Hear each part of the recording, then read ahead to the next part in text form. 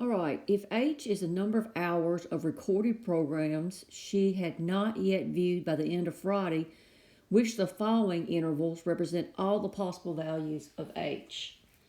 So she did a total of 6 hours of recording, and she viewed 1 to 2, 2 to 3. All right, so let's think about the maximum and minimum.